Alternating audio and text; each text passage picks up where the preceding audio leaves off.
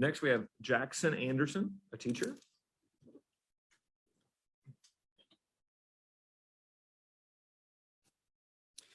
Well, good morning, and thank you, Superintendent Walters and honorable board members, for listening here. Listen, my middle schoolers could not sit this long and listen to these people talk this much, so I'm very impressed with your sitting skills. Very good. You can come be in my Shawnee band room anytime. All right, I grew up on a farm in the Panhandle north of Guyman. I'm a Panhandle person. Katie, good to see you, fellow Panhandle person with me as well.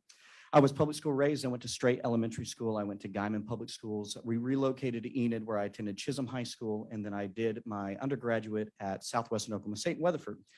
I did my student teaching in Texas, but I moved back here to this great state that I love so much. I taught 5 years at Garber Public Schools, which is a rural school outside of Enid, where I was the band director.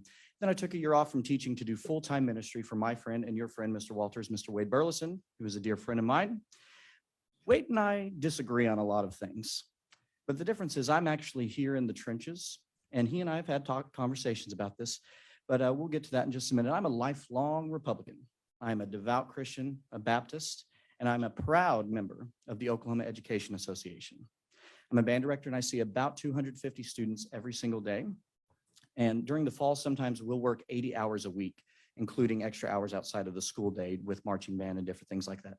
Teachers in our state go above and beyond with limited resources for our students, oftentimes at the sake of their well-being and also the well-being of their families. I want to use an analogy that's usually used to defend law enforcement, is the one bad apple analogy.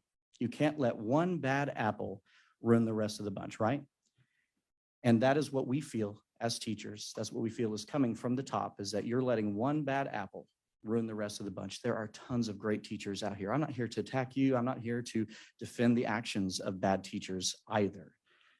April 19th, our community experienced a devastating tornado that took us out of school for quite a while. And I'm telling you, our teachers rose together to create the best opportunities for our students out of that tragedy, some beauty from some ashes.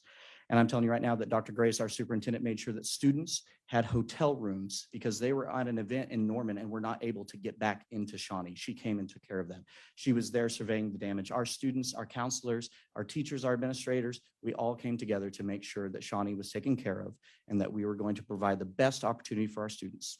Carpe momentum, seize the moment, and that's exactly what we did because we are better together.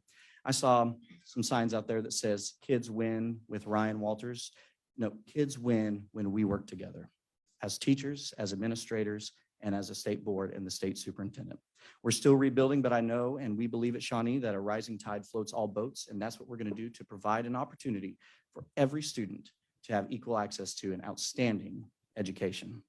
Our friend Wade Burleson often says, often offends, never offended. I think that we can all take a lesson from that and maybe grow some thick skin and work together to solve the problems that are really facing Oklahomans. I'll leave you with this last thing.